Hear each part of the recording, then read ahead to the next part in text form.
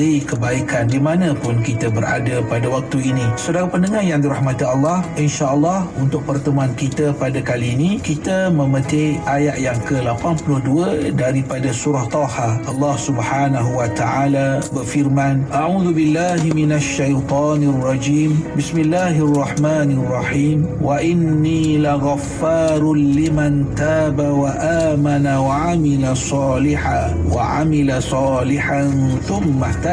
Dan sesungguhnya aku amat memberi ampun kepada orang yang bertaubat serta beriman dan beramal soleh, kemudian dia tetap teguh menurut petunjuk yang diberikan kepadanya. Saudara yang saya hormati, bertaubat kepada Allah Subhanahu wa taala menurut pandangan Al-Quran adalah satu usaha wajib yang dilakukan oleh semua orang. Tidak ada yang boleh mengambil tugas tersebut walaupun sesiapa pun. Tidak boleh disabkan kerja memohon taubat ampun ini kepada Allah Subhanahu wa taala. Dan sesungguhnya kesalahan terhadap Allah ini tidak dapat dirawat melainkan orang yang melakukan kesalahan itu sendiri memohon ampun kepada Allah Subhanahu wa taala. Dan sudah menjadi satu kewajipan kepada sesiapa sahaja yang terpesong dari jalan kebenaran bersegera menuju kembali kepada Tuhannya tanpa bertangguh. Tidak boleh bertangguh hari ini nak tangguh esok nak tangguh lusa. Sebab apa?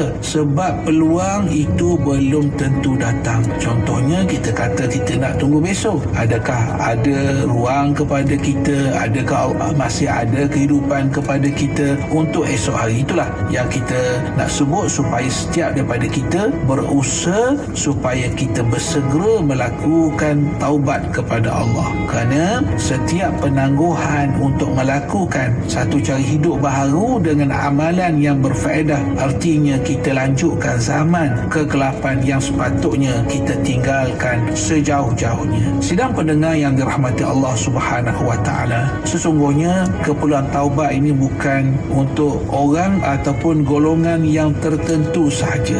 Bahkan orang yang taat, yang patuh kepada perintah Allah pun perlu bertaubat seperti mana orang yang melakukan maksiat. Kerana mereka yang taat, yang patuh kepada Allah juga perlu bertaubat melihat dari pelbagai sudut, iaitu pertama, seseorang itu perlu bertaubat dari kesilapan-kesilapan yang mungkin, kita katakan di sini, yang mungkin berlaku dalam perkara ibadah. Jarang sekali orang melakukan ibadah contohnya tanpa cacat cela, seperti baca Quran atau bersolat. Kemungkinan ada waktu dan detik kita lalai ketika kita melakukan ibadah tersebut. Mungkin ibadah itu akan ditolak dengan kesilapan yang dilakukan. Justru itu Rasulullah SAW meminta kepada kita supaya kita beristighfar sebanyak 3 kali selepas menunaikan solat untuk memohon keampunan bagi kesalahan yang dilakukan ketika beribadah kepadanya. Sidang pendengar yang dirahmati Allah Subhanahu wa taala, apa yang saya sebut di sini adalah untuk gambarkan bahawa kadang-kadang benda baik kita lakukan, kebaikan, kita bersolat, kita mungkin kita melakukan